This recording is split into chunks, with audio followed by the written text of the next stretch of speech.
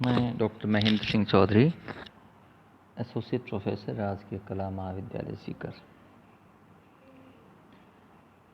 आज हम इस वीडियो में खिलजी वंश की स्थापना और फिर किस तरह से इसके संस्थापक जलालुद्दीन को अपदस्थ करके और अलाउद्दीन खिलजी एक विशाल साम्राज्य की स्थापना करते हैं। अलाउद्दीन खिलजी की प्रारंभिक सफलताएं, समस्याएं और मुख्य रूप से उत्तरी भारत की विजयों के बारे में बात करेंगे। अलाउद्दीन खिलजी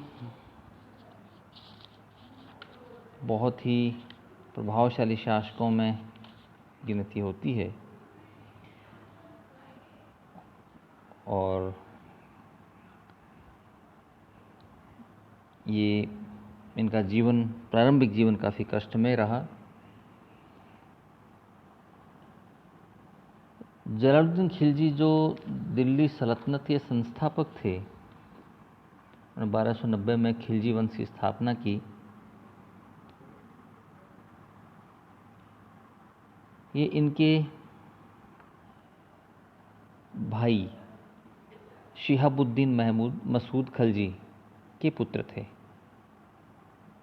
बाल्यकाल में ही अलाउद्दीन खिलजी के पिताजी की मृत्यु हो गई और उसका सारा उत्तरदायित्व उसके चाचा जो खिलजी शासक थे जलालुद्दीन, उन्होंने इनका लालन पालन किया और बाद में अपनी पुत्री से ही विवाह कर दिया, अर्थात अलाउद्दीन को अपना दामाद और भतीजा जो दामाद बना दिया और उसे ऊंचे प्रशासनिक पद भी दिए, जैसे अमीर तुजुक बनाना, अर्थात अलग अलग जो फेस्टिवल्स होते हैं उनके बारे में उसका सारा कार्यभार उसे दिया गया। इतना ही नहीं, उसे कड़ा जो प्रांत था वहाँ का गवर्नर नियुक्त किया गया, क्योंकि वहाँ मलिक छज्जू ने विद्रोह कर दिया था। उसके बाद वहाँ का गवर्नर इसे बनाया गया। कड़ा में जो छज्जू के समर्थक थे, जब उनसे इसकी भेंट हुई तो उसे एक विशाल सेना संगठित करने और सिंहासन पर अधिकार करने के लिए उकसाया गया। ऐसे सुझाव को, जिसमें ऐसा प्रलोभन हो, अलाउद्दीन को अच्छा लगा, क्योंकि वो बहुत महत्वाकांक्षी था। इतना ही नहीं, इसके साथ साथ में वो अपनी पत्नी से भी काफ़ी परेशान था और उसकी सास अर्थात जलालुद्दीन की पत्नी मलिका जहान के प्रभाव से मुक्त होना चाहता था। इसलिए इस वजह से उसका पारिवारिक जीवन बड़ा दुखी था। अलाउद्दीन को भिलसा में भिलसा आक्रमण के समय लूट से बहुत सारा धन मिला था और लूटपाट करने में इसका विश्वास बढ़ गया कि अब मैं और आक्रमण कर सकता हूँ, अन्यत्र आक्रमण करके बहुत सारा धन संग्रह कर सकता हूँ। तो अलाउद्दीन ने देवगिरी के बारे में बहुत कुछ सुन रखा था। दक्षिण में एक राज्य है देवगिरी है, यादव शासक वहाँ शासन कर रहे थे, यादव वंश के राजा रामचंद्र शासन कर रहे थे। तो उन्होंने यहाँ के बारे में बहुत कुछ सुना कि बहुत पैसा, खजाना बहुत बड़ा है। तो उन्होंने वहाँ आक्रमण करने का निश्चय किया और एक सेना संगठित करके और वहाँ के शासक पर उसने आक्रमण कर दिया और उसे क्षतिपूर्ति में बहुत बड़ी धनराशि प्राप्त हुई। ये धनराशि लेकर के वो दिल्ली लौटने के बजाय कड़ा, जहाँ का उसे गवर्नर बनाया गया था, वहीं लौट गया। देवगिरी में एक असाधारण सफलता इसे मिली थी और बहुत सारे धन संपदा मिल गई थी। तो इस प्रारंभिक सफलता से वो बहुत उत्साहित हुआ, उसका साहस बढ़ गया था, महत्वाकांक्षी था, सत्ता प्राप्त करने के लिए वो उत्सुक हो उठा था और उसने धीरे धीरे अब दिल्ली के सिंहासन पर, सल्तनत पर अपना अधिकार स्थापित करने की योजना बनानी शुरू कर दी और उसने बहुत कुशलता से अपना जाल बुनना शुरू कर दिया। उसने अपने चाचा और सुल्तान जलालुद्दीन को धोखे से जाल में फंसाकर कड़ा के पास 20 जुलाई 1296 को उसकी हत्या करवा दी और स्वयं को सुल्तान घोषित कर दिया। तो ये जो घटना हुई इसे कई इतिहासकार खिलजी क्रांति के नाम से भी पहचानते हैं। इसके बाद उसके पास लक्ष्य था कि अब न केवल कड़ा बल्कि धीरे धीरे दिल्ली पर भी मैं अधिकार कर लूं, क्योंकि दिल्ली पर शासन हुए बगैर सल्तनत से वो दूर रहता। तो अब उसने अगला लक्ष्य दिल्ली को बनाया। यहाँ प्रारंभिक राज्यारोहण जो कड़ा में उसका हुआ, तो इसने अपने बहुत सारे जो सहयोगी थे तो उनको इसने पद दे दिया, सम्मान दिया और उन्हें संतुष्ट कर दिया ताकि वो कोई बगावत नहीं करे। बर्नी ने लिखा है, जियाउद्दीन बर्नी जो मध्यकाल जो इस काल के बारे में इतिहास लिखा है, उन्होंने लिखा है कि अलाउद्दीन ने अपने जो समर्थक थे उनको भी कई उपाधियां जैसे मलिक और अमीर की उपाधियां दे दी और फिर तत्काल उसने बिना समय खराब किए कहा कि भाई जोरदार तैयारी करो ताकि हम दिल्ली पर आक्रमण कर सकें।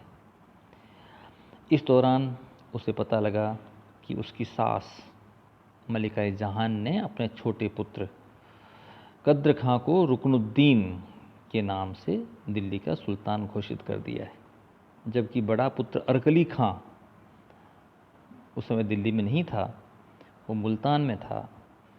तो वो इस बात से नाराज़ हो गया और उसने ये तय कर लिया कि मुझे अब दिल्ली नहीं जाना है, मुझे यहीं पर स्वतंत्र शासन स्थापित करना है। अरकली काफ़ी शक्तिशाली व्यक्ति था, शक्तिशाली योद्धा था।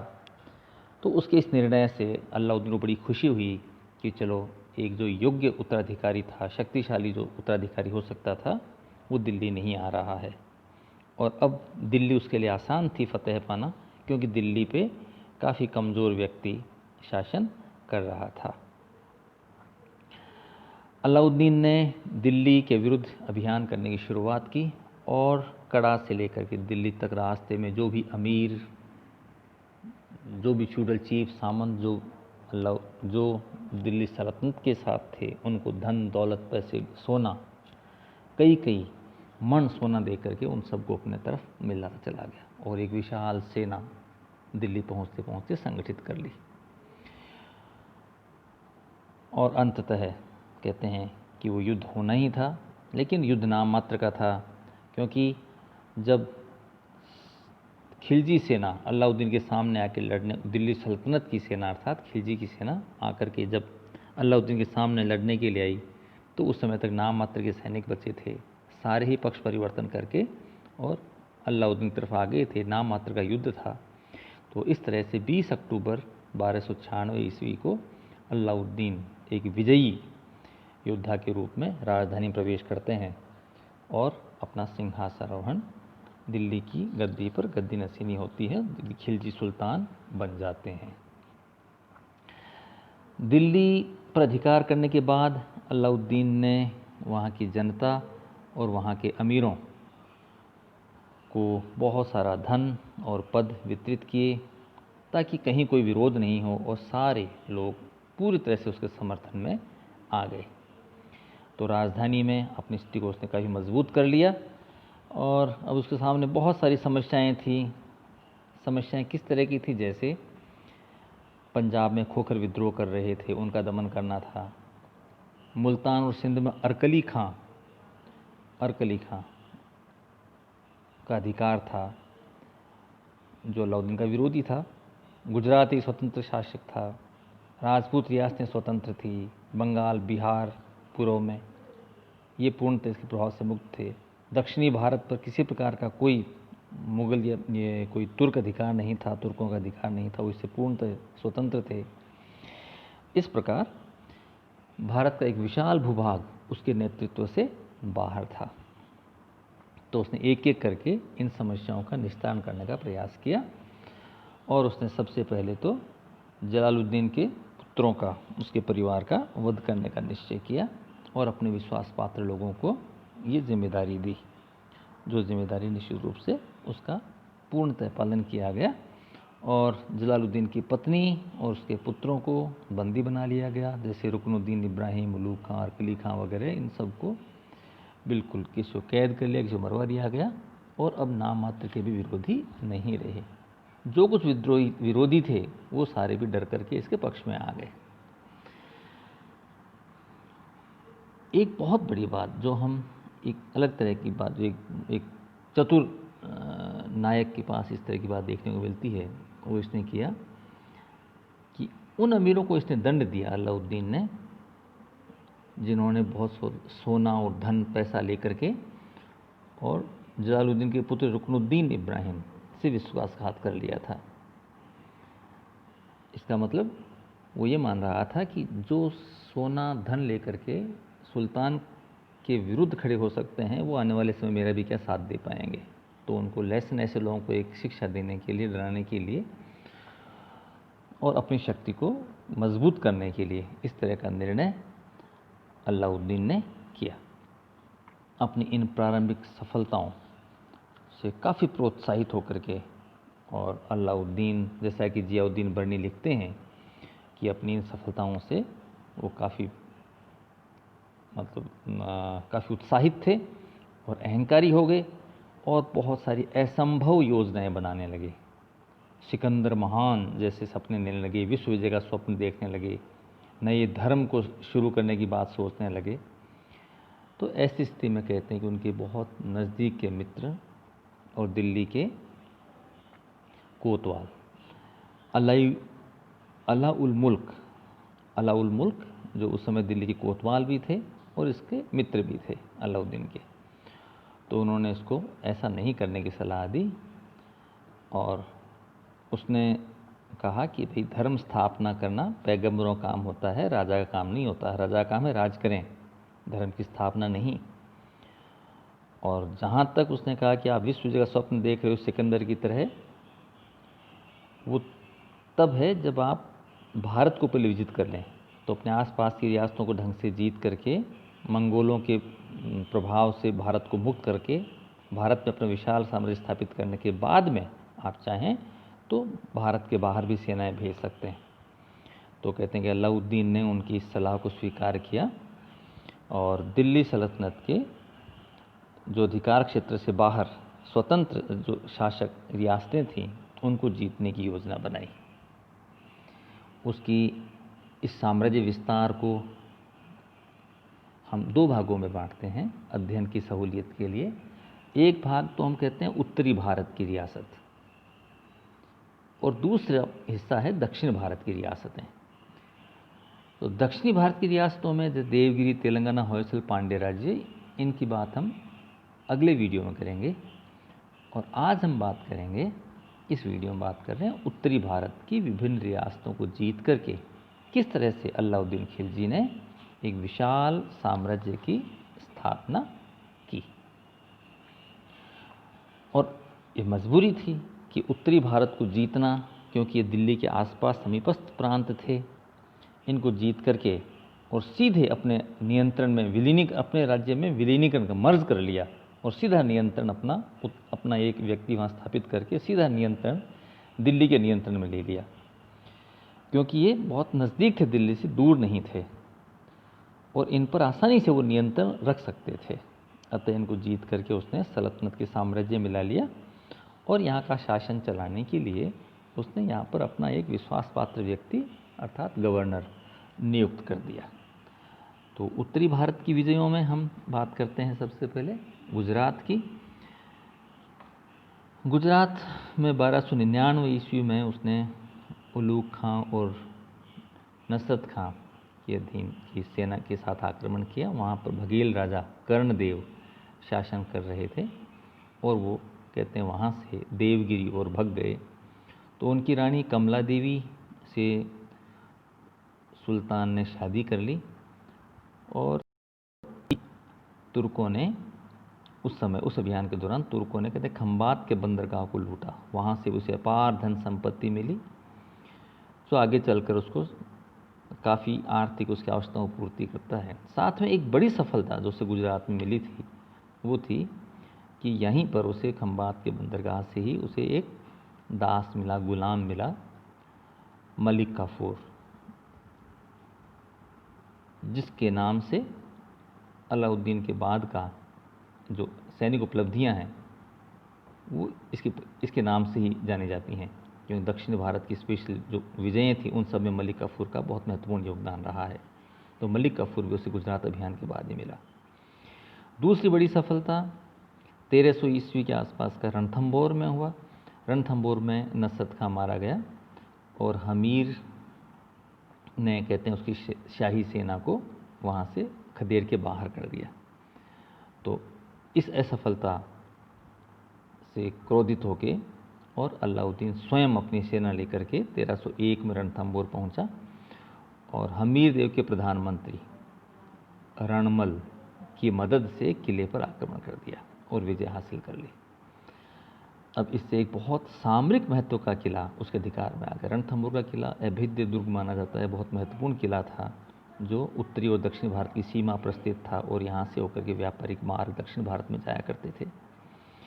तो ये बहुत महत्वपूर्ण किला था, इसकी लोकेशन बहुत इंपॉर्टेंट थी। तो ऐसा सामरिक महत्व का किला उसके अधिकार में आ गया और कुछ विरोधी जो मुस्लिम सरदार थे वो भी युद्ध में काम में आए। खैर, दूसरी बड़ी सफलता रणथंभौर 1301 ईस्वी में। फिर हम बात करते हैं चित्तौड़ की। अलाउद्दीन ने चित्तौड़ के राजा रतन सिंह की, बहुत ही एक सुंदर रानी थी पद्मिनी, को लेने के लिए कहते हैं कि यह आक्रमण किया। लेकिन आधुनिक इतिहासकार इसे केवल एक कल्पित कथा मानते हैं और मानते हैं कि ये इसका कोई कारण नहीं था जिसके लिए आक्रमण हुआ था, युद्ध हुआ था। समकालीन स्रोत इस पर मौन हैं, वो कुछ भी नहीं कहते हैं। खैर, जो भी हो, 1303 ईस्वी में एक भयंकर युद्ध हुआ, बहुत रक्त बहा और उसके बाद चित्तौड़ को अलाउद्दीन के समक्ष झुकना पड़ा। बहुत सारी स्त्रियों ने वहाँ जौहर कर लिया। अलाउद्दीन ने कत्लेआम करवाया और चित्तौड़ का नाम बदल करके खिजराबाद रखवाया और अपने पुत्र खिज्र खां को वहाँ का गवर्नर नियुक्त किया और फिर दिल्ली लौटा। रानी पद्मिनी की कहानी के बारे में काल्पनिक भी इसे माना जाता है, इतिहासकारों में विरोधाभास है। जैसा कि हम पता है कि ये 1540 में एक ग्रंथ की रचना हुई थी पद्मावत की, और पद्मावत की रचना मलिक मोहम्मद जायसी ने की थी। इस ग्रंथ में 1540 के आसपास जो रचित ग्रंथ है, इसमें हम पद्मिनी की कहानी का उल्लेख पाते हैं। डॉक्टर ओझा, डॉक्टर सक्सेना, के.एस. लाल, डॉक्टर कानूनगो, ए.एल. श्रीवास्तव, हबीब, ये ऐसे इतिहासकार हैं जो इस कहानी को असत्य मानते हैं। लेकिन दूसरी तरफ कर्नल टॉड, डॉक्टर राय, ईश्वरी प्रसाद ऐसे इतिहासकार जो इसे सत्य मानते हैं। डॉक्टर दशरथ शर्मा ने भी विरोधियों के मतों का खंडन करते हुए इसे, यानी पद्मिनी को ऐतिहासिक पद्मिनी की कहानी की ऐतिहासिकता ये माने कि सिद्ध करने का उसने पूरा प्रयास किया है। क्या जो भी हो,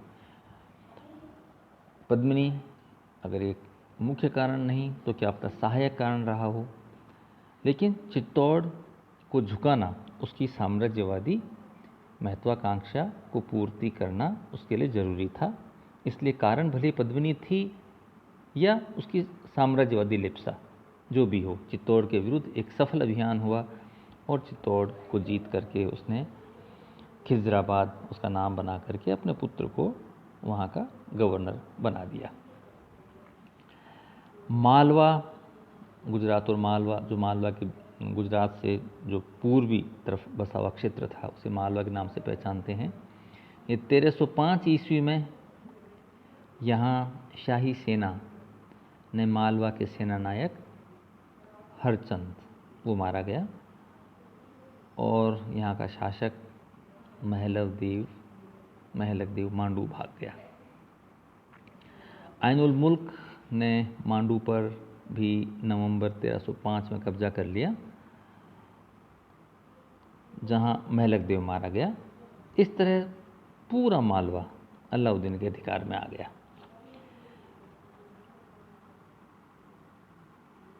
अगली जो बड़ी सफलता है